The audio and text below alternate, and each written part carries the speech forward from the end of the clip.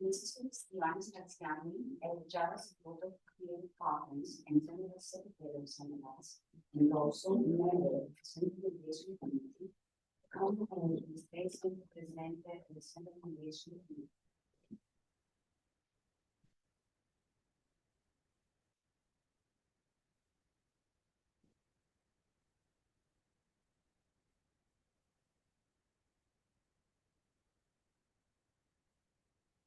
Good morning, dear friends. It's a great pleasure to see you all here today. I will present the central mediation meeting that we have released since the purpose of the Central Mediation Committee is to facilitate and promote the functioning of mediation. It's also competent to deal with any issue concerning the implementation of the execution of mediation rules. The committee is established by decision of the Minister of Justice and is composed of 20 members: senior judges, professors of the university, law direction, representatives of the General Bar Association and the Ministry of Justice, also mediators, representatives of professional bodies of mediators, and the mediators with at least 4 years of experience in their field of activity and proven experience in mediation. The president of the committee is always a senior judge. The term of office of the committee is 3 years and shall be renewed once. The Central Committee has the power to establish subcommittees and for the purpose of speedy resolution and control of issues arising from the implementation of the law and for greater flexibility. 4 subcommittees are mandatorily established by law with a 2-year term of office. So, is the Committee for the Register of Mediators, the Ethics and Disciplinary Committee, the Committee for the Audit of Training Bodies, which is responsible for all matters related to training bodies of mediators, and the Examination Committee. This committee of the examination is responsible for the conduct of examination and the marking of examinees for the purpose of accrediting successful candidates. The accreditation of mediators and their registration in the register is carried out by the central committee. The examinations are held in Athens twice a year, and they are nationwide in scope. We have a writing and an oral part that includes an assessment with simulation. The decision of the examination committee of the successful candidates communicated to the central committee, which accredits the final successful candidates. Moreover, the Central Mediation Committee, as I said before, establishes and maintains in electronic form 2 registered mediators, which are posted on the website of the Ministry of Justice. So we have the General Register of Mediators, in which all accredited mediators in the country are registered, and the Special Register of Mediators, which includes accredited mediators based in the list of each regional court of first instance. Each accredited mediator assigns a unique registration number. Also, a mediator who has been accredited in another EU member state in compliance with the provision provided for that member state and with legal practice in this profession shall be registered in the Greek register upon request. In addition, the Central Mediation Committee will think its discretionary power to establish subcommittee has established the Legal Resolution Committee to resolve legal issues. This subcommittee is composed mainly of university professors. Any mediator can submit a question to this committee and receive almost immediately a legal advice, which is also posted on the website of the committee website. Important role, finally, in the proper functioning of the Central Mediation Committee and the promotion of the institution play the Secretariat, which is responsible for the immediate resolution of any practical problems that arise both in the exercise of the committee's responsibilities and in the conduct of mediation with private disputes. These organizational structures and procedures aim to ensure the effective practice of mediation in Greece, maintain the quality ethical standards of mediation, and offer support and information to both mediators and those seeking mediation service. The Central Mediation Committee's work is crucial in promoting alternative dispute resolution, ensuring its integrity in the Greek legal system. Thank you for your attention.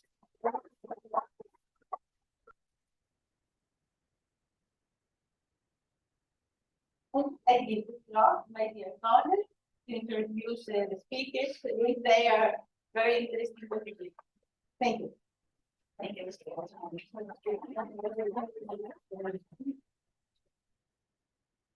Next is the panel discussion about the influence of the Greek philosophy on today's mediators. Moderated by Mrs. Tomi Kimiskidou, judge, both of appeal of Athens and also both member of the same class. Ioanna, honorary judge and mediator founder of St. Stratsiani, and Mr. George, judge of Supreme Court and mediator, vice president of St. Class. And Mrs. Politician, a lawyer, a mediator, and one university. Please come. Good morning to everyone. I am Tomi Kimiskidou from a judge of Athens Court of Appeal with the member of GEMME Hellas, and also a contact point of the European Judicial Network in civil and commercial matters. And I'm moderating this panel discussion. Now I will introduce you our panel guests. On my right is Mr. Jean Dirimanov, a founder of St. Switzerland in 2004, and an honorary judge in criminal and civil tribunals for 3 decades, and conciliation and mediation magistrate, president of the Rent and Lease Disputes Conciliation Committee for a decade, and also an accredited mediator for a decade. He was also a member of the European Commission for the Efficiency of Justice, and formator and expert on several national and European institutions. Next down on my left is Mr. Papageorgiou George, a judge of Arios Pavos, the Greek Supreme Court for Civil and Criminal Matters, an accredited mediator and vice president of GEMME Hellas, also a member of board of directors of Civil Law Society, registered trainer at the National School of Public Administration and National School of Judges. He used to be a justice and home affairs chancellor and also served in our permanent representation with the European Union. Further down to my right side is Mrs. Stratsiani, a founding member of GEMME Hellas, a lawyer to the Supreme Court of Greece, and accredited mediator by the Ministry of Justice, listed as mediator for civil, commercial, family, and real estate and cadastral mediation, trained in Greece and abroad. She is a certified mediator and trainer. She is also a listed arbitrator at the Athens Chamber of Commerce and Industry, and generally, she practices civil and commercial law and ADR for out-of-court legal solutions. And please welcome these three amazing guests by giving them a warm round of applause.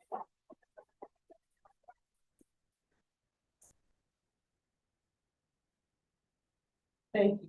We are here to discuss about the contribution of Greek philosophy to today's mediators, starting with some interesting references to Homer's Iliad by Mr. Didymanos, following with justice according to Aristotle and its usefulness to mediation by Mr. Papageorgiou, and finally we'll go from Achilles' shield to Plutarch's circle by Mrs. Tizzoni. After the discussion, an interesting intervention by Mrs. Kotsaki, a member of GEMME Hellas, will follow. She will give us two examples showing the preference of the ancient Greece for compromise rather than fighting with force. And then questions from the audience will follow. And now we'll start with Mr. Didymanos. Mr. Didymanos, do we actually have in the concluding book of Homer's Iliad, Rhapsody 24 Omega, as we say, the last letter of Greek alphabet, a description of a pacifying settlement of a dispute? It was a surprise to discover that, because you see, I've read as a young man when I studied Greek at the school. I read the I haven't noticed this specific point, but really, I was surprised to discover a kind of non-binding, secret, and very complex way of settling dispute in this song. Shall I go on with what is inside, or would you like to pose other questions to my colleagues? No, just continue with describing. Thank you very much indeed. As you have noticed, first of all, I would like to say that I'm very happy and impressed, so to sit here, because we are not far from the Isle of Athens, which was the first democratic tribunal created by Athena herself. And because she was introducing the jury, these 6 citizens who were supposed to judge on account of her, this goddess of Athena. And suddenly, she wasn't so able to, as we will learn on my right side, she wasn't so introducing what's something very revolutionary, even for today, conciliation during the penal process.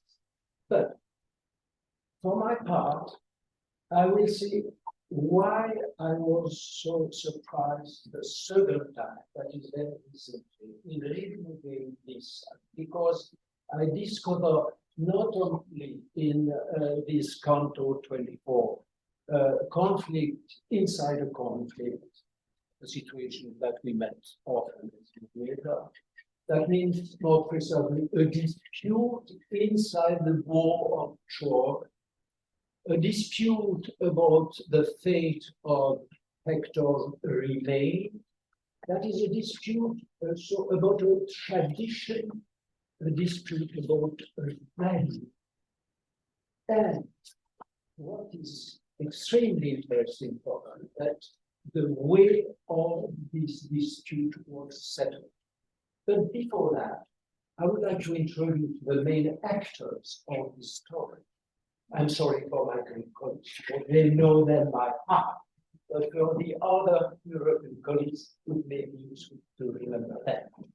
There were four heroes and 6 gods implied in this last song, which was the last one in the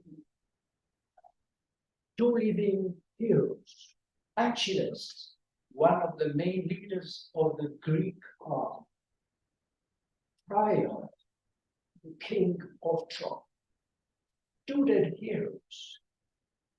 Though they were killed, we are very interested because they played their role. Patroclus, best friend of Achilles, killed by Hector in battle. Hector, Priam's son, killed by Achilles in battle. Excuse me, Patroclus was killed by Hector, and Hector was killed by.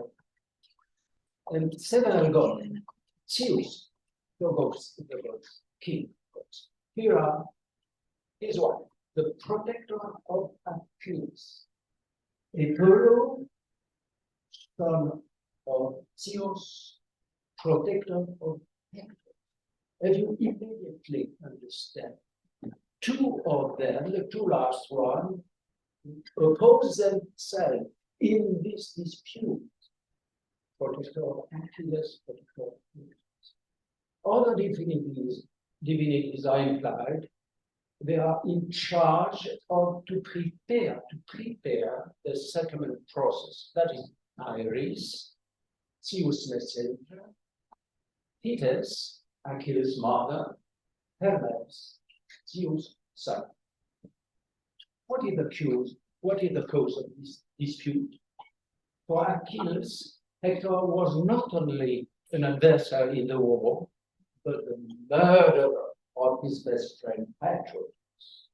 And for this reason, beyond reason, he decided to take his revenge on the dead body of Hector. Took his vengeance in fastening Hector's dead body at his horse car. As you remember, he drove it around the city of Troy in order to harm it as much as possible under the Priam's command.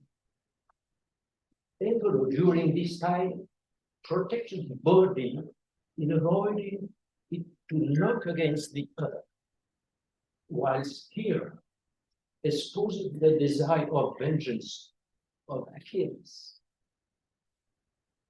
giving to a hero a funeral verse of his glory, even a vessel represented at this time, a generally unconstated and shared value, except at this moment, where Apollo is Athens and Hera with hers were ready to battle about it.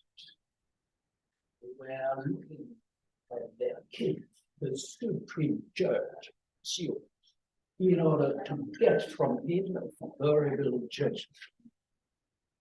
But how will you judge Zeus? Which kind of judgment will he for or against his wife or against his son? It's an impossible situation, so he has to do something else, as to settle otherwise.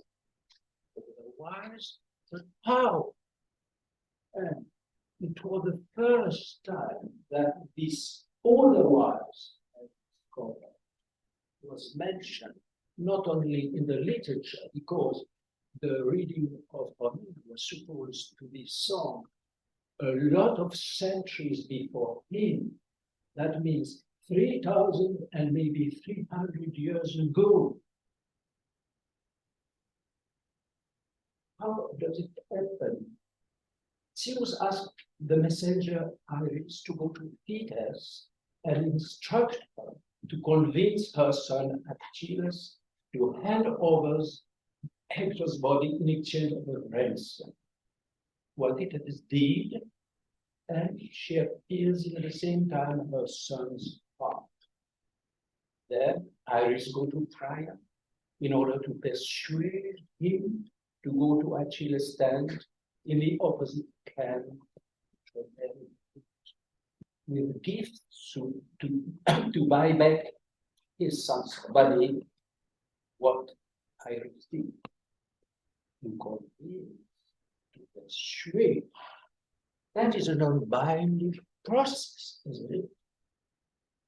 Finally, when I was ready to depart, Zeus ordered him ordered his son Hermes to accompany the king of Troy to Athens, then asking him to ensure that none of the Greeks see triumph before he reaches Achilles' den. At last, 5 times we read in this book that Hermes was taking his caducée. It used it to close the human eyes. That means it was a secret process with a confidentiality. Bringing triumph into the adversary camp, Hermes invited him to kneel at his adversary and touch him, to touch his heart. Verses 460. And Hermes didn't.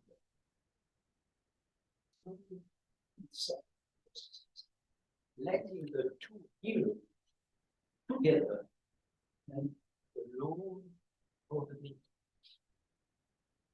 Accepting this unexpected situation, King Priam kneels before the urban of the sun and evoked memory of Achilles' father, who was the same age that he before the trial, and whom his son has left in the war of the Trojan War that is about 20 years ago. And thereby, Priam succeeded to move back. Then Priam expresses pain for the loss of Hector's, whilst Achilles expressed his pain for the loss of Troy. The two live together. This was 510. After only this stage, the negotiation began. The handing over of the precious gifts in exchange for the return of the hero remains. When Priam and Achilles has finished, they took meal together, and when the meal was finished, they admired each other. There's 630. A second negotiation began about the tools necessary for Hector's funeral. Finally, Achilles invited for the night Priam, and both of them took their rest. And when Priam began to be asleep, Hermes agreed and took him and led him and his son's body out of the Greek camp so that his wife would see that. What kind of conclusion can we take from this very interesting story? I would say a question, which is very actual indeed. Is it possible today to create bridges of otherness between adversary, individual, or people? To this question, answer 500 years ago, Plato, in his Sophistes, has discovered my distinguished French colleague, Catherine Emmanuel. Catherine Emmanuel wrote something very interesting. I will quote her. You will find her contribution in the last book of the Athens. Each thing is double. Each thing only exists insofar as it is identical to itself and different from the other. Likewise, each party in mediation exists locally, identical for itself as long as it participates in the being, but also different from the other part, as long as it participates in the non-state. And the two protagonists of a conflict, though opposing and denying each other, are both composed of the same and of the other, identical in that way. They have the same fundamental needs, aspire to the same universal value, different in that they do not have the same representation, perception of the later, and therefore not the same strategy to achieve them.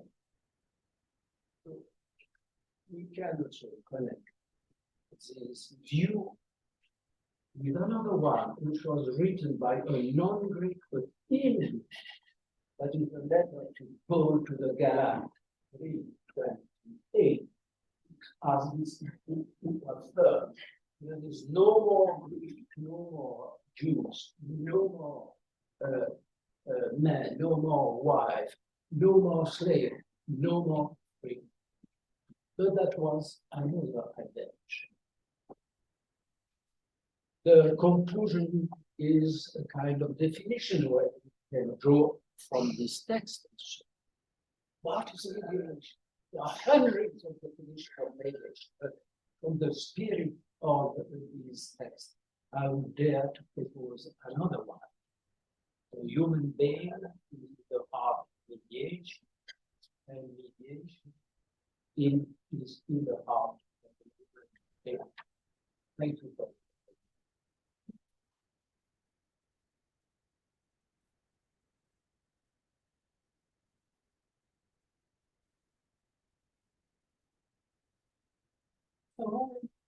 So, Mr. Papageorgiou, justice according to Aristotle. Please tell us about it. Where the certain types of justice? A lot of justice types and a lot of justice systems.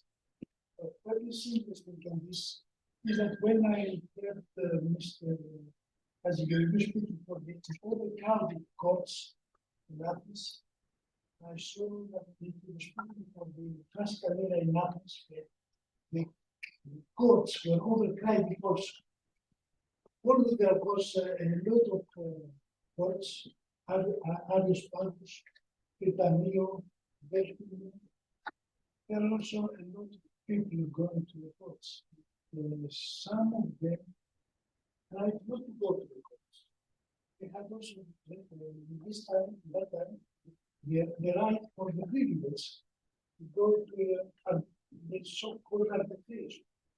But there's a re-arbitration, which is something that we see after this stop.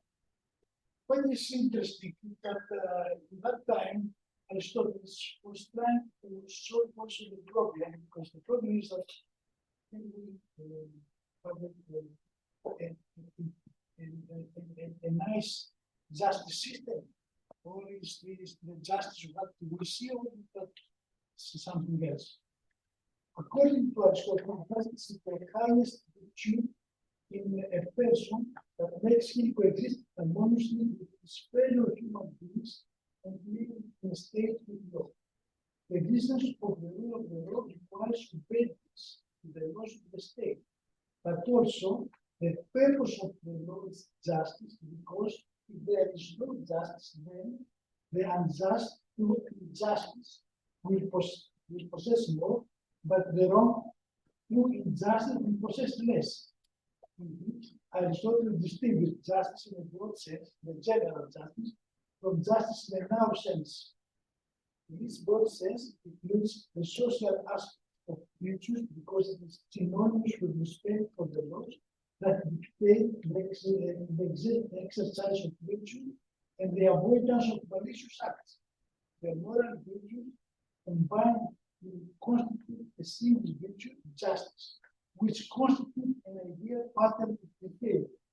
Special or partial justice refers to issues of equality, distribution of prices, goods, and reparation, or injustice from previous damage.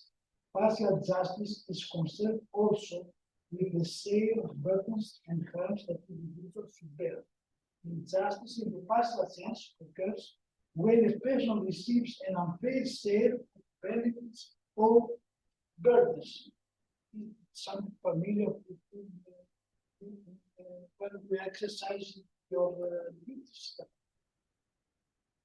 According to Aristotle, there are three types included in the concept of the individual justice: the distributive, to be distributed, the corrective, the restorative, and the retributive, the so-called amphitheatre force, which are governed by the principle of proportionality and equality. Distributive justice is the legislative and executive branches.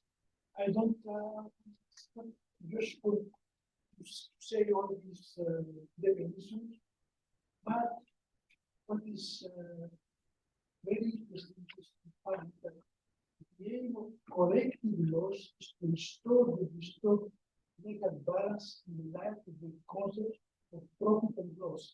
In corrective law, it is important who has committed the wrong and who has suffered injustice, so that the latter is reimbursed the same that from the profit without caring about any inequality between them.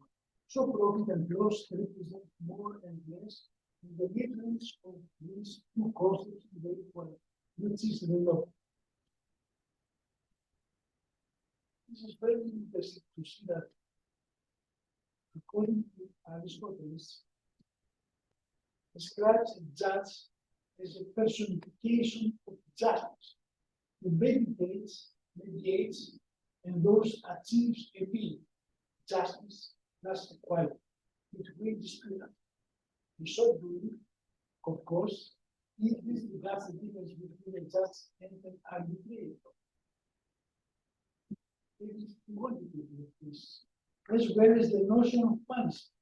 An arbitrator, a deputies, tries to work out an equitable settlement between disputants. In classical Athens, the judge, the dikastis, must choose between one side and the other, making one side the winner and the other the loser. There are seen two different notions of justice in play, which Aristotle is discordant at this point in law. His attempt at etymology seeing the dikastis is dikastis, a halter, puts emphasis on the referent aspect of the corrective justice in which the judge participates. Unlike the notion of distributive justice, which allows different status with different distributions of power and power, corrective justice arithmetic equality follows the democratic notion that all people receive equal justice. In this, Aristotle judges follow a distinct democratic principle. To go to a judge is to go to justice. For the idea of judge is to speak justice personified. Also, men require a judge to be a mediator or medium. Indeed, in some places are called mediators, Aristotle says. For they think that if they get the mean, they will get what is just. Those, and just is the sort of mean, since the judge is a medium between the litigants. The idea that justice is about medium is something that is deeply rooted in us to believe this also today. For example, the judge and the mediator take equal distances between the two opposite parties, so they do not discriminate in favor of one or the other. The one who can distance himself from extreme position, the one who can take a neutral stance toward extreme demands, this is the mediator. Therefore, this idea that is a means between the wants or demands or aspirations of the opposite parties is really the best way of understanding justice and mediation. It is the same idea we have today, but it applies also to mediation. Thank you very much.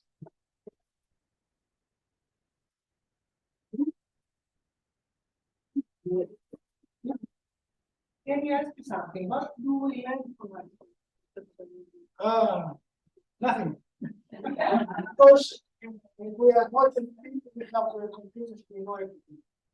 No, But actually also, I speak for the IP, this is something else, but it's useful to know that also IP, artificial intelligence, is interesting only if you dig in and from the diamonds that you find in the bibliotheques, you can put them in the artificial intelligence and get the result. But this is actually what I done yesterday, the days before. I need to understand why it is possible to have something useful for Aristoteles. I believe that we have it. First of all, mediation, also in ancient times, now, it's part of the justice system.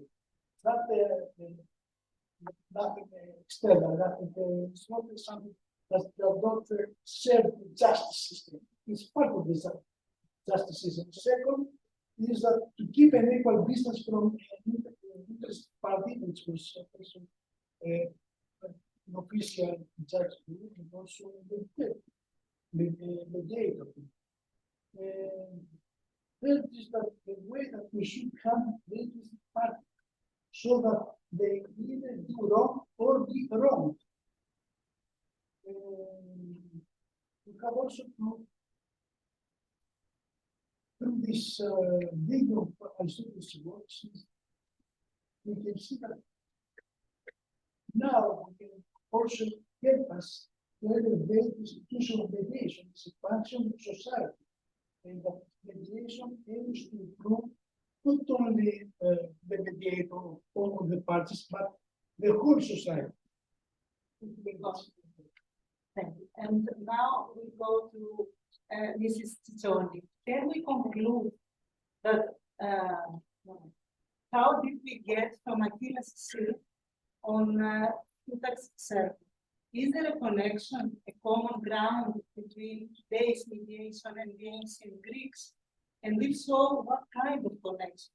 Or is there no connection at all?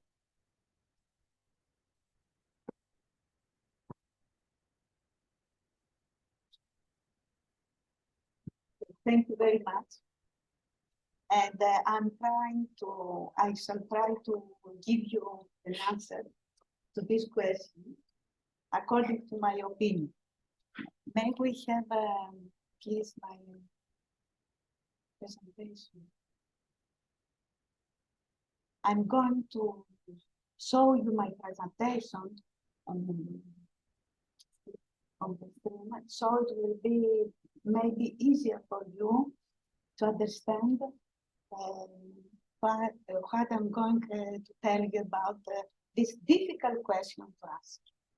So here we have, may we have, please.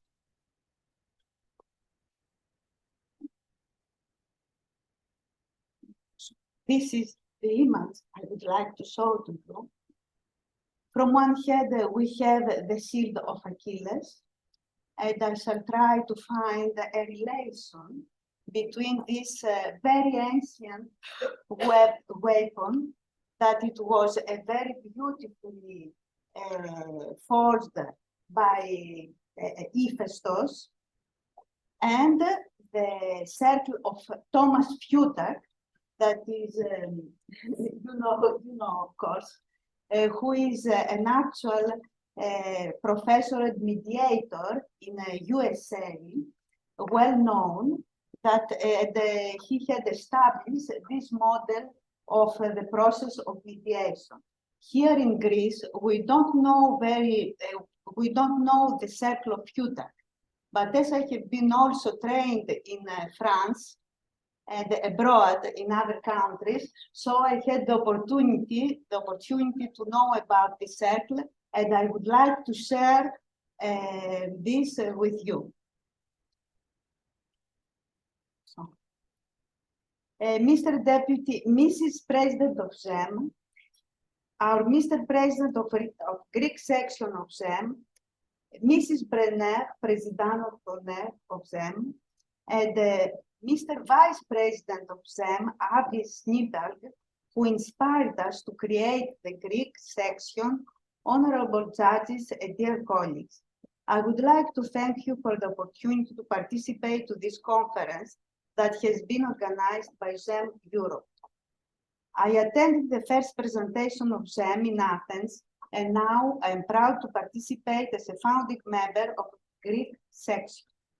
In the very important role that GEMME conducts for the promotion of mediation as a peaceful way of resolving some of the disputes before going to the court, and in the interest of a more efficient administration of justice, I hope that participation of lawyers and mediators should facilitate the same, and that we shall serve as a bridge to expand these purposes, as mediators also do. After listening to the thorough presentations of the distinguished speakers in today's discussion on the Greek heritage of mediation, of course, I would like to give a change of direction, a start from the today mediator by going backwards through the centuries of human history, seeking some common ground with the ancient Greeks. And I ask myself, as mediator, and especially as a Greek one, do I have the feeling of influence, of continuity, of depth to the Greek philosophers that form part of our classical tradition? In response, I'm going to offer a few remarks as food for thoughts, rather than a definitive answer, because I'm not a philosopher. I would like to speak as a mediator, relying on my legal education. So here is the question. What do we owe to Greeks as professional mediators since the late 20th century? The first answer sounds unwelcome. Nothing in particular, in my opinion. However, upon further reflection, we realize that ideas familiar from our practice of mediation have a philosophical pedigree that goes all the way back to classical antiquity. Recent historical research in the ancient Greek world does not identify for us any institution or practice that may be regarded as a mediation process for an out-of-court settlement of disputes as it exists today. We found some practices where the resolution of a dispute was decided by a third man recognized for his wisdom and skills and appointed by the city as an arbitrator. But I cannot find any kind of mediation procedure where the decision is taken by the two parties themselves with the aim of a facilitator, the today mediator. Some 40 years ago, the distinguished French historian and anthropologist Jean-Pierre Vernant, in his publication Les origines de la pensée grecque, stated, Greek law, I'm going to translate it in English. Greek logic, reason, was not so much a product of human dealings with things as of the relation of human beings with one another. It developed less through the techniques that apply to the world than through those that give one person a hold over others, and whose common instrument is a language, the art of the politician, the rhetorician, the pedagogue. Greek reason is that reason which makes it possible to act practically, deliberately, and systematically on human beings, not to transform nature. It is in its limitation, as in its innovations, it is a creature of the city, polis in Greek. Since time is pressing, let us look at the scene in a classical Greek city, polis. It is a scene depicted by Homer on the famous shield of Achilles. The overall description is the culmination or rhapsody as the 10th book of the Iliad, and there is even a place in it for finding a notion of mediation by my own lights. The shield is forged by the god Hephaestus, who depicts on it images of peace and war. I take the peace, where we find mainly pleasant routines of everyday human life, which our hero Achilles has given up. In the scene that I'm interested in, we have a dispute between two parties conducted in public space, in front of crowded people without authority. They are negotiating the punishment of a man who has killed someone to pay a ransom money or to be expelled. Ioanna affirmed that he had paid all, but the other denied that he had received any. Eventually, a decision will emerge, and the person to whom it is due will be rewarded with 2 talents of gold. Here we have, let's say, a kind of restorative justice that we have in penal cases, as we know the mediators. This is not, I repeat, not the only possible understanding of what Homer originally actually says. As Walter Leaf, considered as the greatest Homeric scholar at the turn of the 20th century, he said that trial scene is one of the most difficult and puzzling passages in Homer. I will not go any further in our discussion today. I have chosen this scene because, in my opinion, we can find elements that pertain to modern mediation. First of all, it is a scene concerning the functioning of the city in peacetime, where the resolve of citizen disputes and justice have an important role. With respect of ideals of equality, almost democratically, we might say, allowing different opinions to be heard with freedom of choice, and last but not least, there is even a reward, a fee. In other words, moving on to modern mediation, one of its purposes is also the resolution of problems in a democratic environment with free choice in order to achieve peaceful social cohesion, and the mediator receives remuneration as a profession. Further on, and placed to the period of ancient classical Greek philosophy with the 3 greats, Socrates, Plato, and Aristotle, we find common principles with contemporary form of mediation. For example, the rationally accessible truth through reason, logos in Greek, with a specific method, verbally through questioning, always verbally, as in mediation we do. There is no written, and it was a very firm position of Socrates and Plato that we can do dialectic only verbally, not in writing, with a song. There is a specific method, verbally, as we said, exchange of views, positional debate, voluntary participation of both sides debating, equal democratic process, not imposed by an institutionally appointed body of magistrates. Of course, we must keep in mind that the classical dialectic, as we say in Greek, has a different procedure than the modern mediation procedure. It was strictly technical. You either attack or defend a specific particular thesis, either to force its falsehood on your interlocutor or to uphold its truth under rigorous logical questioning with only yes and no answers. The famous, in short, in Greek we say brachologia. And if you practice it seriously, you exchange roles and defend the thesis you are attacked, or attack what you defend. Here there is the difference, let's say, between ancient Greek dialectic and modern mediation. We do not defend a specific particular thesis, but we mediate in hope to hit on a good idea, an attractive suggestion, a clever compromise, and hope and pray that they, the opposite parties, see the light.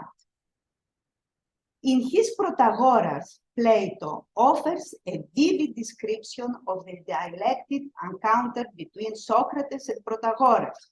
Socrates, as we know, was a philosopher, and Protagoras was a sophist, the doyen of the sophists.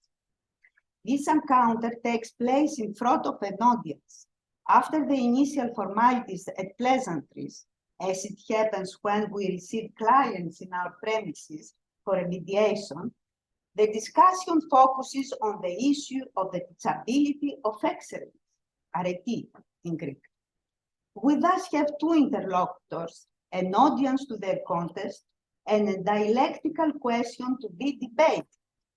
The rules of debate to which both participants undertake to submit themselves willingly, as in mediation, are briefly stated by Socrates himself. The questioner will ask questions capable of being answered by a simple yes or no. This is a different with mediation. The respondent will answer accordingly, thus keeping his replies as brief and to the point as possible. Soon enough, the sophist feels hardly pressed under this kind of question by Socrates, and eventually breaks the rules, as it happens in mediation many times. Socrates refuses to continue after this abandonment of the technique, in short, and gets up to depart. Upon the intervention of the audience, Socrates is convinced to stay and continue the discussion, a scene often played out in mediation, where we have the human element and the management of the emotions. Often, one of the two parties gets angry and he wants to go, and we try to bring them back in table with us. For our purposes, the intervention of one of the audience, Hippias, it was also a sophist, is important, because he requests and advises Protagoras and Socrates to be reconciled, to allow the group to act as mediators and bring them together in a compromise, to take both a middle course and appoint an arbitrator to preserve a moderate length in the speeches of both of them, for it may be read as an embryonic form of mediation. What I have in mind is the voluntary agreement of the two parties to reach a compromise by a person who would be invested with powers only for the conduct of the discussion. The two parties will continue to engage in this discussion with their own weapons and tactics, and the mediator will ensure only what we would today call isonomia, that is, equal amount of time for each of the two sides to set out their arguments. Of course, for the ancient Greek philosophy, all questions and answers are posed by the two interlocutors, whereas in mediation, as practiced today, all important questions are supplied by the mediator. Still, the overall technique may be extremely useful for us. Of even greater significance is for us the desire expressed by Hippias for a varia midi. The sophist Hippias asks for the appointment of an impartial mediator, given that he considers both parties in the dispute equal and capable to face the dispute. What better mark of affinity between these thoughts and the intention of any one of us mediators who practice the art of mediation?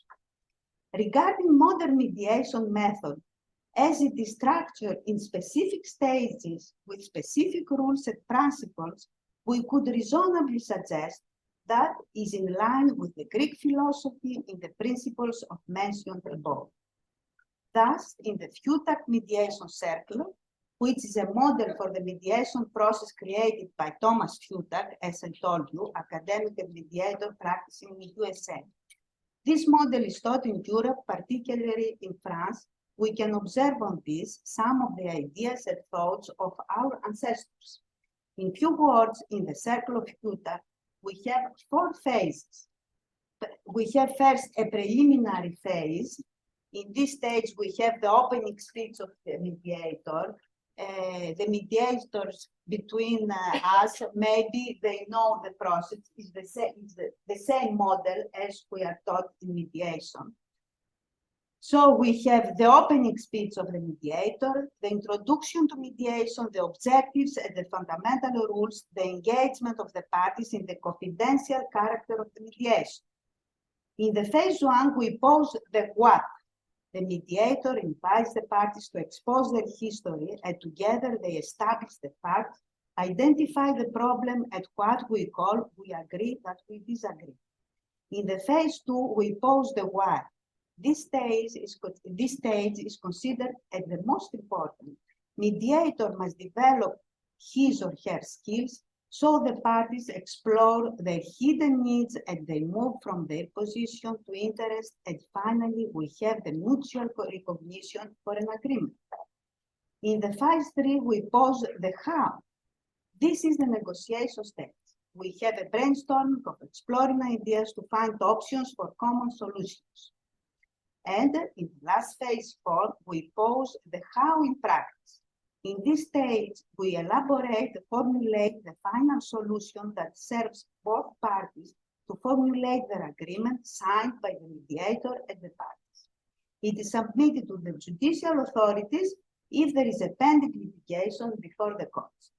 In this model of the classic modern mediation, we can find with a free interpretation based on my previous reference to the ancient texts, some principles and tactics used by Greek classical philosophy, and especially the value of seeing and analyzing an issue through the prism of the human element and the deeper search to find the truth of their thesis and their needs.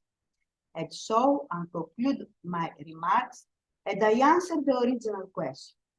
The modern mediator is guided by philosophical principles of well-being through the peaceful reconciliation of human needs for an harmonious social coexistence, principles that are very much influenced by the Greek philosophical thinking and the search for ethics and virtue that started in ancient Greece. Here we would keep in mind that it is not allowed to have a mediation if there is a penal case, the civil and commercial mediation. I'm referring to the virtue and ethics that we said it was started from ancient Greece. A question, so it is a question and an answer that is becoming tragically necessary in our modern world, still torn apart by conflict and war. So thank you very much.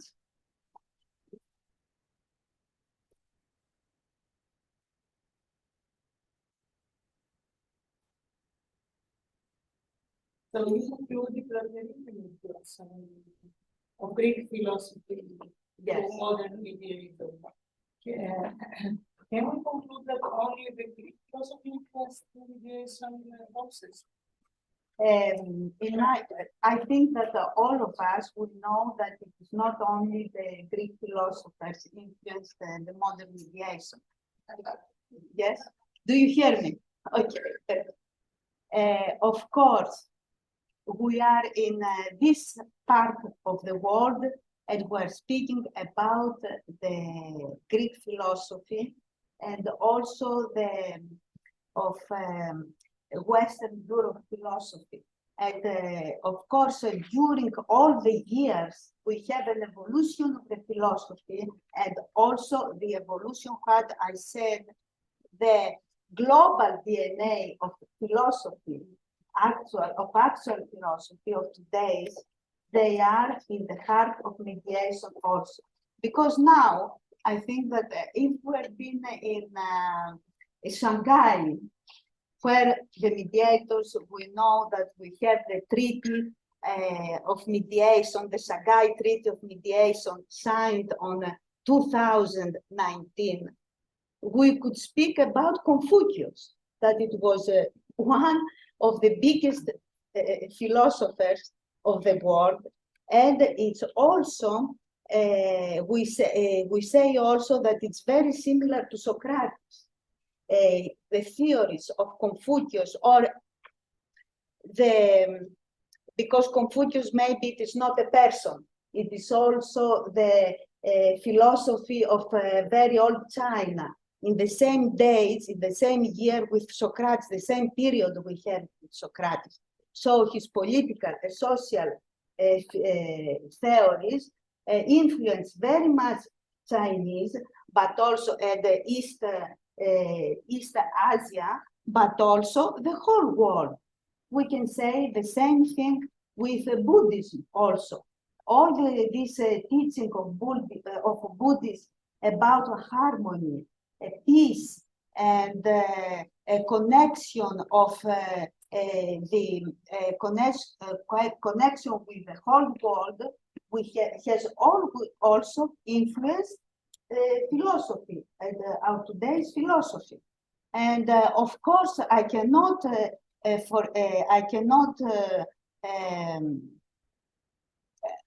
I must mention also Kant, Immanuel Kant, Descartes. Immanuel Kant was the first, was the philosopher that returned to the ancient Greek philosophers and introduced him to the this period in Europe.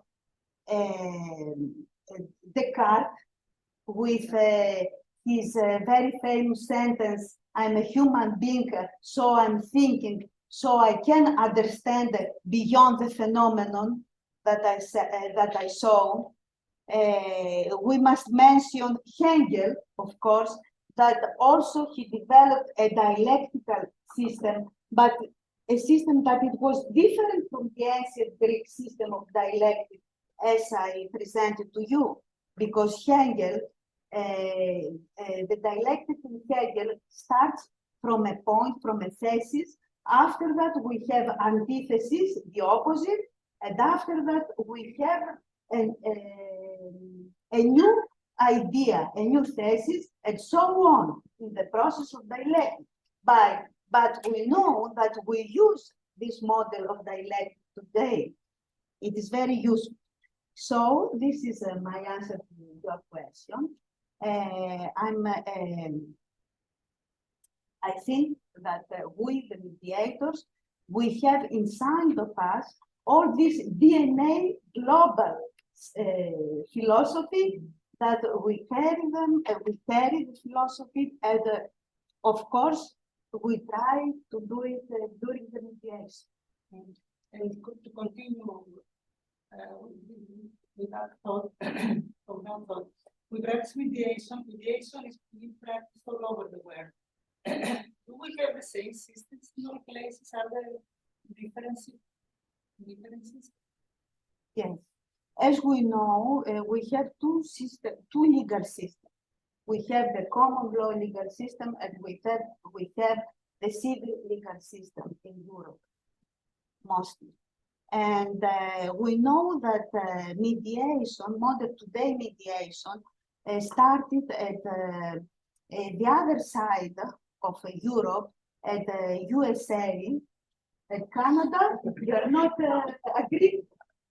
I have some news to. I will be very happy to hear from you, because I'm speaking about the year 60s and 70s, as mediation known, with the process of mediation, the very strict process. Of course, if I can say, I've been in a conference in Nanterre University in France, a very interesting conference about the possibility of mediation, and from a point of ethnology and civilization point. And a professor of Canada told us that in Canada, they started mediation very old days, and arbitration also, because there are many people speaking different languages. And it was very difficult to go to the court, because they cannot understand. So they start using the ADR systems, arbitration, and after mediation. So I'm coming back to the countries with common law. They start mediation as we know it today, as I told you about the 60s, 70s years. And of course, here mediation is practiced better than here. We have better results, and all of us, we know that they use mediation very much. And I think that they can use mediation better than us because their system is different. They have not the judges, they take in consideration the uses, the precedent jurisprudence, and they don't have very much, they are not very much close to a codification of laws.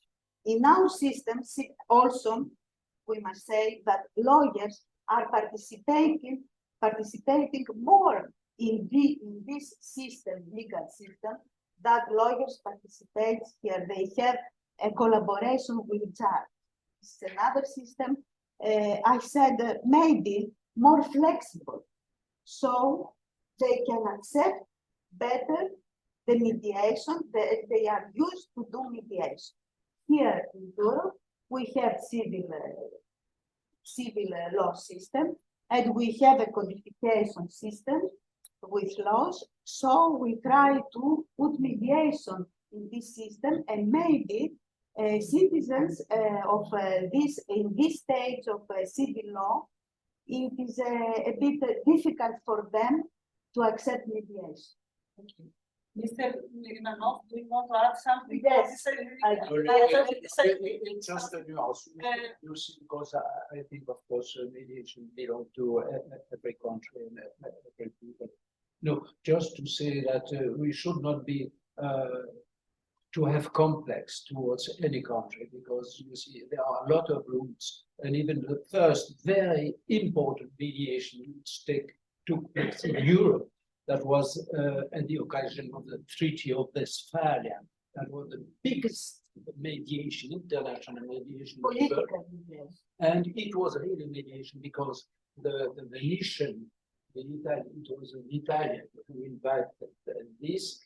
He had used and found in his practice and in asking the instruction of his government, he has discovered the method that was developed in the States later.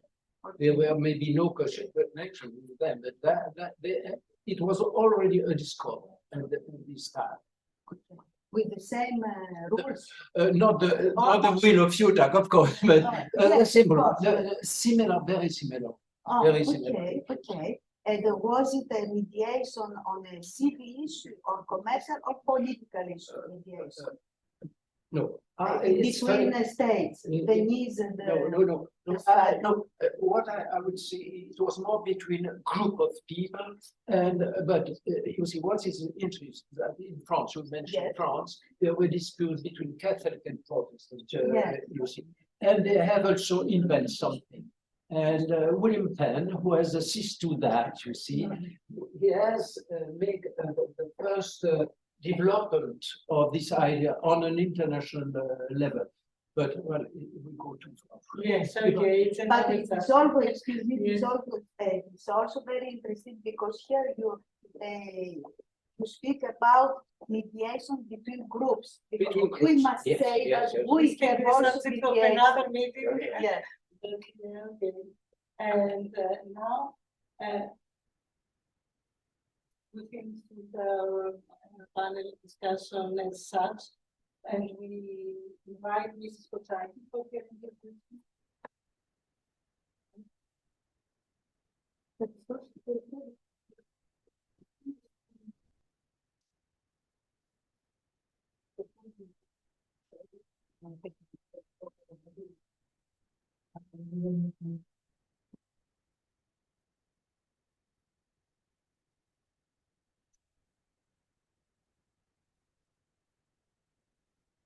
Good morning. Hello, welcome to everybody. I'm very happy to see you, all of you, in this room. And I must say that we are proud that Athens has been selected for the 20th anniversary, celebrate the 20th anniversary of them. I'm very pleased to see again people I have seen since many years, and especially Mrs. Beatrice who is the real pioneer of mediation in Europe. As we all know, she has created GEMME Europe in 2003, and later on, in 2008, the association, the French Association of Magistrats de la Mediation, she has written an incredible number of books, which I consider very interesting. Thank you everybody for being here. Thank you, Beatrice, particularly. We are honored. Thank you to have you between us. Now, as a matter, I am the last to speak. I hope I'm not the least. As a matter, the theme is the impact or the influence of ancient Greek philosophy on mediation. Due to shortage of time, I will speak about 2 points. I will give 2 examples, which, to my opinion, are interesting. The first of one concerns the roots of mediation in ancient Greece. It is said that the first mediation took place between Athena, the goddess Athena, and the Furies. The Furies were the goddesses of the revenge. So the story in short has as follows. Orestes has killed his mother, Clytemnestra, and her lover, Aegisthus, who had killed his father, Agamemnon, as soon as he came back from the war of Troy. And Orestes wanted to take revenge. So he killed his mother and Aegisthus. Okay, his crime was justified, if I may say so. Nevertheless, he was sent to court to trial before the Irish powers in Athens. The court was presided by the goddess Athena, and due to her vote, because there was a split vote, due to her vote, Orestes was acquitted. Still, he was tortured by the Furies. He could not sleep, he could not rest. He was anxious. So Athena decided to mediate between him and the Furies who persecuted Orestes. So she approached the Furies and proposed to her to make peace with Orestes. And as a reward for that, the Athenians will stop hating them and venerate and love them. The Furies felt that she was true in what she said. There was a trust created as today in mediation. We have trust which has to be created, to be created, and they believed her. They discussed between them, and they accepted the proposition because they understood, they felt that they would never have a second chance to get rid of these feelings, bad feelings of the Athenians toward them. Thus, the deal was closed, and since then, they were called the kindly ones, or in Greek, mediators. This is very, this is exposed in detail in the third part of the trilogia of experience, which concerns the story of Oren. This is the first case I wanted to mention to you regarding the roots you mentioned it. And now I go to another custom, if I may say so, which is the vendetta existing since 3,000 years before Christ in the island of Creta. I think that all of us know vendetta. It was a bloody way of revenge, of rendering justice. But it was linked not only with the sense of revenge of the victim of an unfair act or his family, but also with the need to safeguard the pride of the offended family. The consequence is that this could last for decades, for many generations. We have no written proofs that simultaneously with the vendetta, there was sasmos, you allow me to say in Greek, because there is no translation of the word in English. No, sasmos, but we will say mediation after that. We have no written proof that simultaneously with vendetta there was sasmos, but we have written proofs that sasmos existed as of the 13th century after Christ, and still exists today.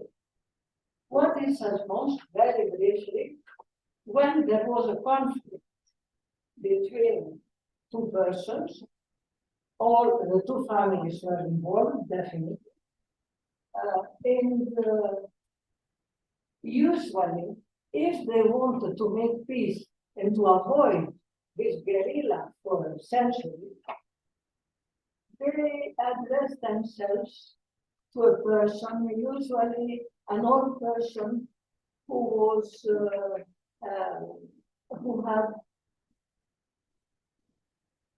who was very qualified and very respected by the community, who had the power of the community. And if he accepted, he started discussions between the parties separately. There were no common or joint session as we have today.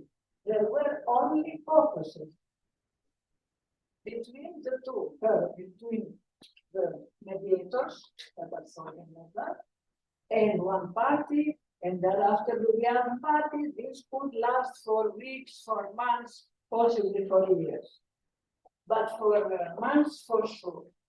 When the case has matured, the mediators suggested to the concerned person to meet in a joint meeting, and usually he proposed his own powers. If the parties accepted, this was a proof that they were ready to find a solution to get friends, to finish with the dispute. So they went, in such a case, they went to the house of the mediator, where the dining table was there, with food, Cretan food, we go on, and they wine, chicoria, and there was nothing said about the disputes. The presence of the persons in this meeting, not only the disputing parties were there, but their families and the most important persons of the families were there. So no conversation, no dispute, no discussion about the dispute. They spoke about different things, about the food, about the wine, about this, about that. And when they clinked their glasses and said cheers, this was the closing of the mediation. This meant that the dispute was over. Now, it was not excluded that an agreement in writing be signed by the parties before a notary. In Creta, they have found 33 such agreements, which were called love agreements, because the two parties mentioned and signed that they will never continue the dispute. This is what I have to tell you. Thank you very much.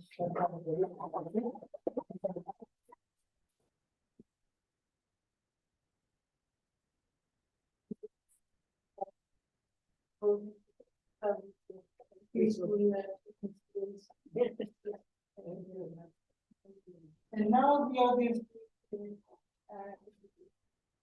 prepared for questions.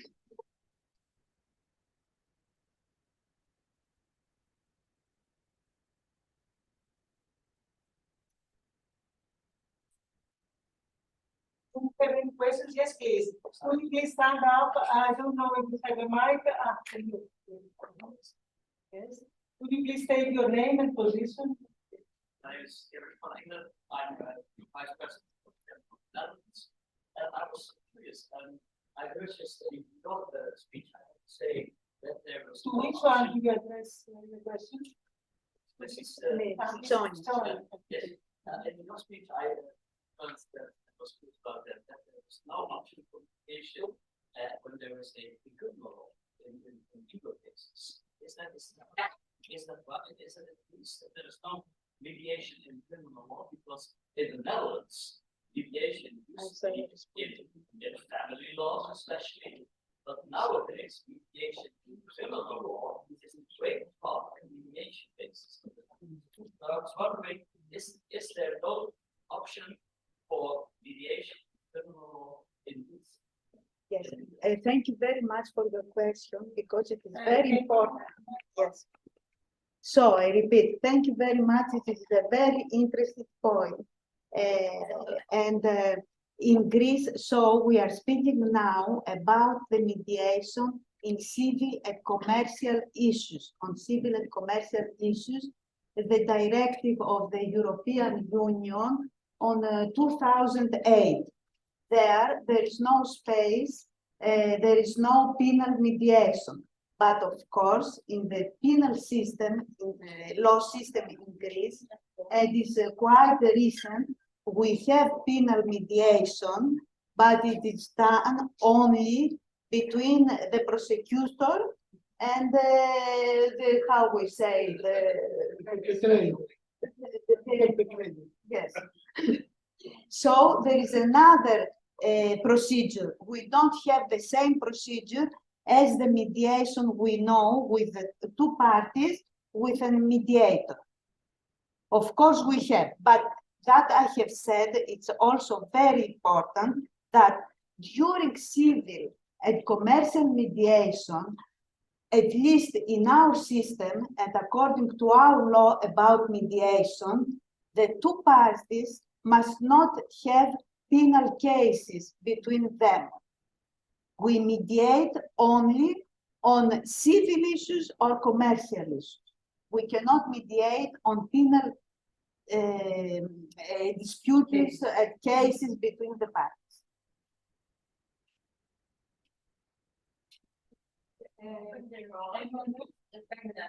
If the honorable judges could, of course, their role to maybe facilitate the mediation with the prosecutor. of course, If there is a conciliation between parties, yes.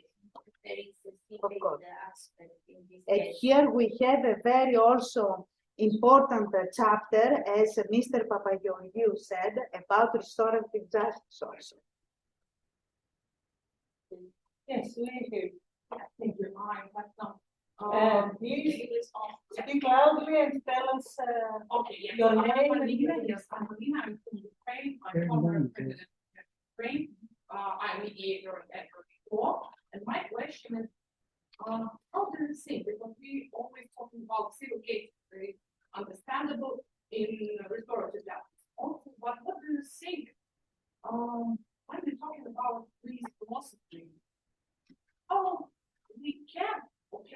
mediate the state. Because like my focus as researcher is also mediation. Now, of course, in Ukraine, we have a lot of issues and how we manage the courts and the management of judges also recognize that it drives a lot of emotion in the management case. Before, it was like things that is less. But now we have a lot. What do you think? Can we do or not? Who is going to answer? All of us. Yeah. Si je veux compter, c'est la mediation dans ta vie.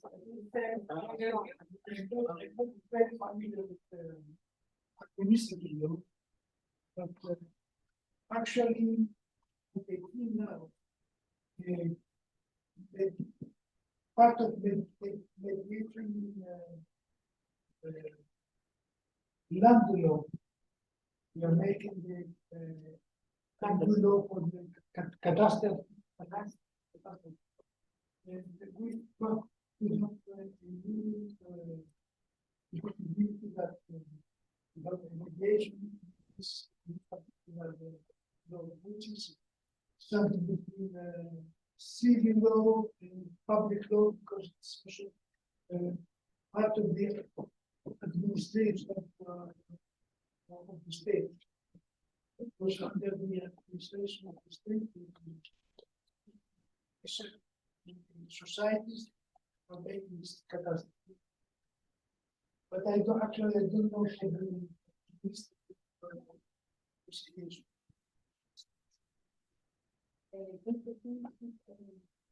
I would like also to say that this is a very important point, is if we can do mediation between the civil and the administration and the state. This is your question, if I understand it.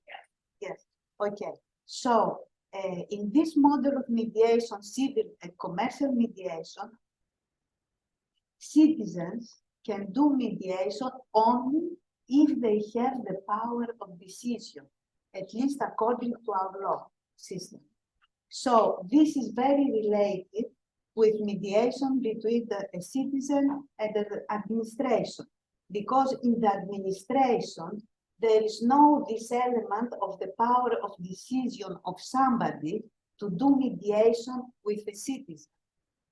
And there is another procedure about administrative law. And I think that this is also a reason. But now there is a discussion in Greece to install a system between administration and disputes with third parties. Okay, and Mr. Germanov would like to add something? Just a testimony. Of course, it's possible, and we have studied that inside the Council of Europe. This matter could be developed, penal and administrative. I would say the main difficulties are, at my opinion, mainly psychological and cultural. For instance, in Switzerland, we have a lot of difficulty to develop penal mediation, but it is done in 2 cantons, you see, and administrative mediation also. But in France, for instance, I've discussed a long time with a French colleague in Nice. Without mediation, they would be completely overjoyed. That means that they refer to mediation 100,000 cases to mediation. Of course, there are some limits in the law. So to answer the question, almost every matter can be with some limits referred to mediation. Thank you. Okay, another question? Yes, no, it's not a question. I would like to answer about administration or mediation. I can only speak about Greece. I think that under the Greek law, we should discriminate.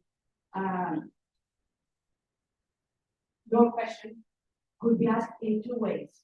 If we could have mediation with the administrative law, or between citizens and the state, which is different.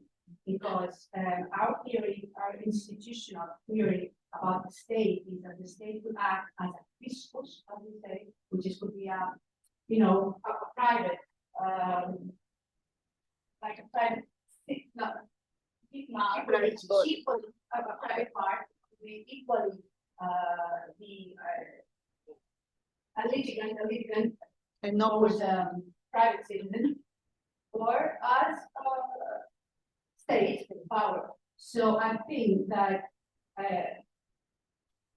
when we have a state as a fiscal, acting as a fiscal, we would have commercial and civil cases, and we would not really exclude mediation there. But within administrative law, when we I don't think, I'm not an accredited mediator, and I don't know, but I think we do not have field yet.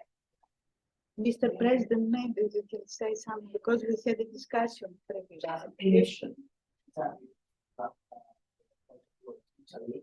With the new law on the Catalan reform, from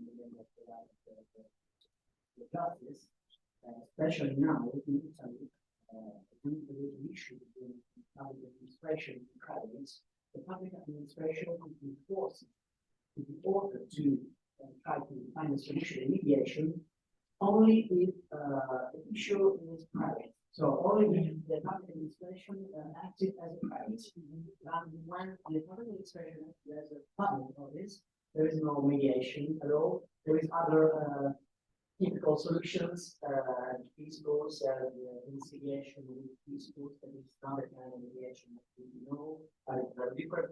And the positions are not balanced, because the public administration is higher than private. And they say, I would like to conciliate to pay this. So it's not a mediation matter, it is but the problem is how to implement the use of mediation between private and public administrator. In Italy, we have a special part of law where there is no responsibility for the public administrator who can mediation until when he is not doing that thing. You know, so if it is in that way, it can be not excludable. But if it is not in that way, but it's in good faith or with some, it's guilty, but let's give them that way, we can go to mediation. May I say something on Yes, this point? please, Very Tony, important. yes, before we Excuse go to. Yeah, excuse me, very important that in the Greek law about mediation, we cannot mediate with, even if the state acts as a fiscus, as you said, of course, we cannot mediate. It is stipulated in our law that the two parties must be private parties. We cannot mediate even if the state. Yeah, it says Yes. This is a difference between Italian law, maybe the Greek law. okay, from yes. Yes. No, just to go back also to what Alessandro said. I think that there are problems concerning administration and mediation, administrative law and mediation. The first one is the responsibility of public administrators. And certainly no public administrator would mediate if then you have the start of court of accountancy or you have any he or she might be subject to sanctions for having that. So this is the first. This is the problematic part. But also, I think that something that would make the difference, or that which does make the difference in this field, is the power of the judge. So if the judge has the power to, to redefine or to change what has been decided by the public administration, and of course, it's what the controversy is about. Then it would make the difference. Because if I, as a judge, they say, okay, you, well, let's say, be peaceful, but you have 10,000 or 100,000 penalty. Well, I like it's in the civil law field. Well, I'm oriented, or I would change it to that. I would reduce to that. What would you think then? If I have the power to do so, it's one case. But of course, it's about the building. Is it regular, licensed, or not? Now, what do you do? I can't cut out the building. Yeah, that's more. But as far as my experience, out of my experience, I would say if the judge has the power to redefine or to change the decision of the administration, then the administration is in an easier position to find a compromise. And this is not yet the case in administrative law in many cases. If that would come, that would change for me. Thank you. Thank you. Do we have another question from the audience? Yes. I'll come to you later. Yes, please. Could you please stand up and tell your name and no, okay, you can see. Yeah, okay. No. Just tell us your name and My name is Camilla Hölzer. I'm from Germany. I'm president of the chamber and the German financial court. And in Germany, we have, of course, mediation and all alternative possibilities for in all administrative tribunals and courts and in everything. And we have also a difference between these two. And that, as we thought, as we said, mediation is justice. We have trained judges with the normal training, normal judges who can be conciliator or mediation judges. So the conflict stays in the judicial system. It's not getting out of the system. There is also external judicial mediation, of course, but we have one administrative courts, those specialized judges who don't decide the case, but who get the case from their colleagues and who make all alternative methods of dispute resolution. And this depends on the extra training, and this training takes place in our justice academies, not outside justice, but private institutions, but in the academies of justice. And this is it's not like a failure from where I come. It trains since 2006, and every year we trained about 90 judges. So you can calculate many judges and what this communication, rhetoric, and alternative distribution training. And it's for judges together from all tribunals. Okay, you gave us ideas. But of course, it was password exchange to mediate. And in tax law, is specific difficulties. Thank God we can't hear about tax. But of course, you can talk about a lot of things concerning tax law also. And the system is hierarchic. And if the president says to all the bureaus, the tax bureaus, you have to agree to a mediation if the court asks and the other party, the citizen, wants to. All of them say yes and no. Okay. So do we have time for another example? Yes, of course. Online, live streaming. Okay, I'm Constanze Kau from Vienna.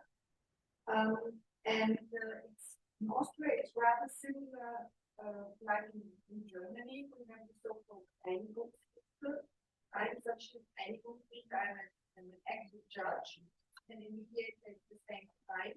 And I mediate civil cases, for colleagues at my court, in whatever there is to be mediated.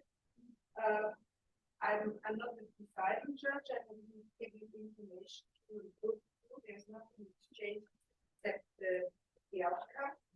And I know that at the administrative courts, they are already thinking about having the same system.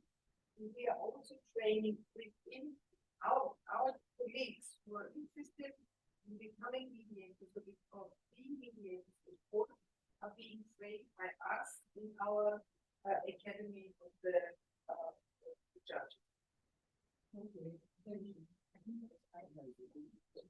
Yes, Mr. Mirmanov, please, next information. I think the example of Athena in the oral process is very interesting for all judges. I would say, why? As a judge in Switzerland, I've settled about in certain fields more than 60% of the cases in remedies. And even in difficult situations, in the last year of my practice, I settled about 70% of difficult divorces cases. Why? Because we have developed, and that was an idea of theirs. We have developed a long time ago the idea of new judiciary conciliation. What it is a conciliation made by the judge, that is not a mediation, but we use the tools of mediation. And in my country, conciliation is very popular. That is the ADN of the Swiss church. In German Switzerland, we have more than 60% of cases solved by conciliation in Bern, 70% in Zurich, and you are well, 90% in Bern. That is extraordinary. That is a question of culture, of course. And there are some difficulties because we should avoid to make pressure about the party. That is very important. But there are different ways of conciliating, as different way of mediating.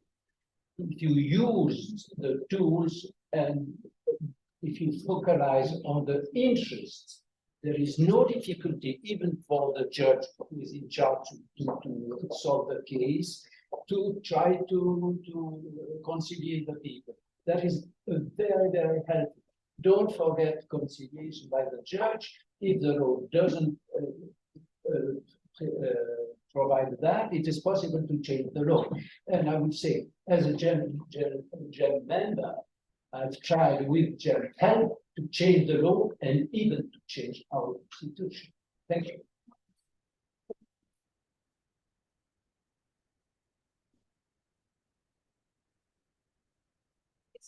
No, yeah, I would like to say that in Greece there is judicial conciliation. 12 years ago, we have the first, we organized this bureau here in Athens, and I worked as a judicial conciliator for years. It was very successful, and there is also in all the tribunals and all over the country. It's necessary category to have a judge who is also conciliator. May I say something also, please, at this point, if there is no other? May I have the last Yes, few questions, last question, then ask but not least, for our students.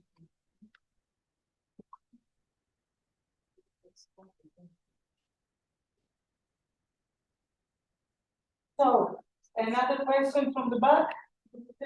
Yes. Yes, okay.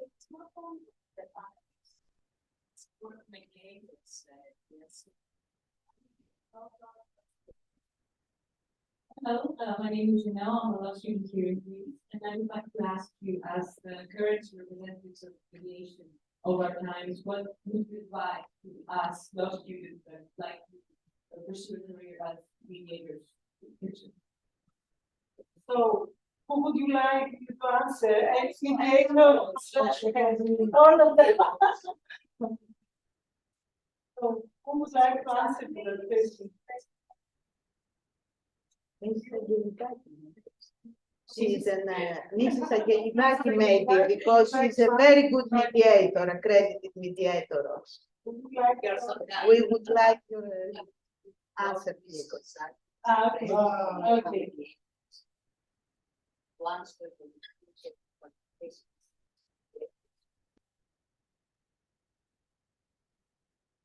Yes, and advice to future mediators. Why do we think mediators? Of course. Can you repeat the question? Yes, what advice would you give to future mediators? Like, I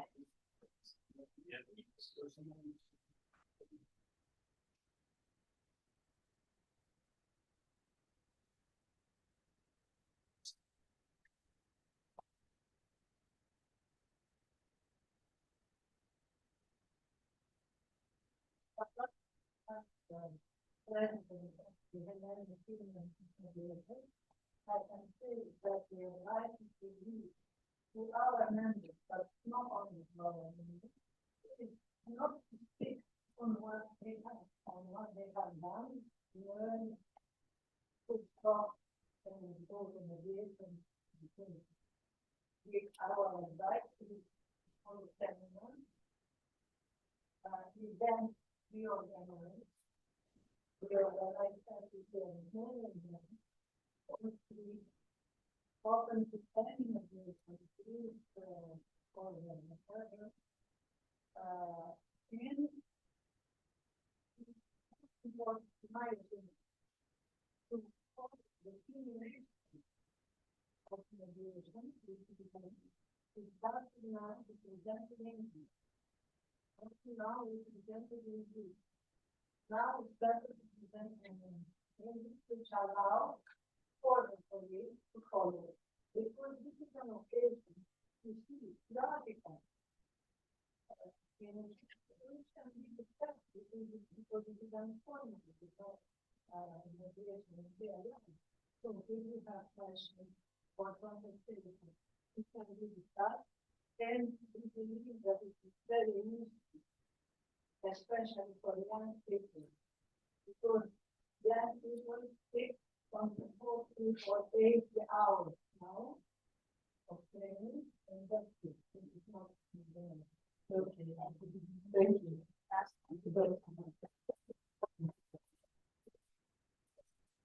And you have a last question?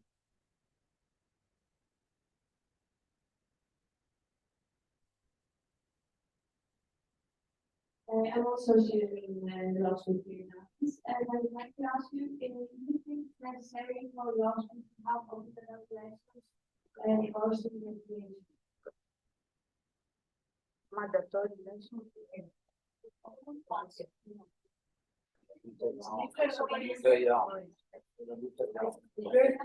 That 25 or 30 years ago, some of the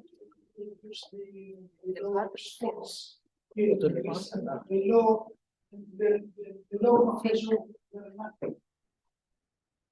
So I believe that sports law, for example, now is very necessary, sometimes very profitable for the lawyers and persons who deal with law cases for sports. I think that we have something new created now, and in the future, this is a question mark, be an exclamation. Yes, we do have law mediation in the universities. I would hope so. It's my answer to be a mandatory lesson, because I believe in peaceful reconciliation, people live in harmony, and only mediation can, with mediation we bring stuff, because conflict doesn't lead us to anything. Yeah.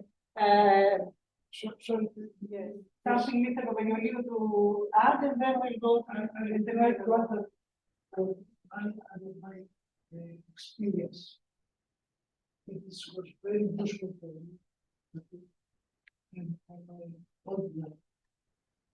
It's very useful to have a study in education. For this necessary for all the new judges to deal with people in the first or the second degree of justice, to do this experience, to have this experience of education. It's very, very useful. Okay, Mr. Minimanov, But of course, this question is probably called in French ink butter. But I would say conciliation is mandatory in many cases in Switzerland for the parties and for the judge, and it works very well. For the mediation, it's very different because mediation, well, if you take it, if you make it mandatory, it changes completely the nature. I'm against personally. But for the judge, in the case suitable for mediation, it should be mandatory. That is my last word I had given in Geneva after 30 years of mediation promotion. And we arrived finally just this year. It was put in the law in cases suitable for mediation. The judge should propose, should inform. It's up to the party to refute. They may refute, but the judge in such cases, not all cases, he has the duty to do that. Without this obligation for the judge, the mediation will remain in stagnation as it was stated in the council. Thank you. yeah.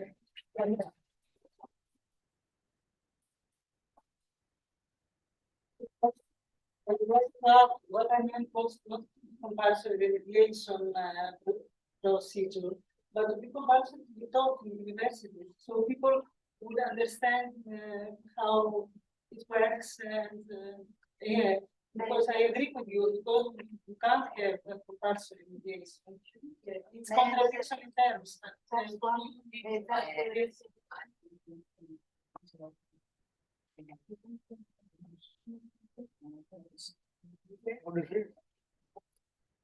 Non, pour les parties, non, non. Κλείσει, θα κλείσει τη διάσταση. Okay. We run out of time, so conclude, we have seen that mediation is governed by a deep agreement, if I might understand. And as it has been seen, applied in Greece for centuries in different ways. We had some very interesting references on how philosophy contributed to today's mediators. We heard about the legacy with us by our ancestors, the tools used by them, justice, humanism. We saw adversaries become brothers in humanity with the help of the mediator. Ethics, using all of them and enrich them, we can achieve peaceful reconciliations that will lead us to a harmonious social coexistence. I would like to thank our fantastic guests and the organizers that invite people to this time, and of course all of you that you honored us with your presence and contributed with this lively conversation that followed. And those who watched on live streaming, that I think it's closed, yes, never mind. And, No, it's not yet. Yeah. Not yet. We have 3 minutes. Thank you for watching us on live streaming. And thank you very much.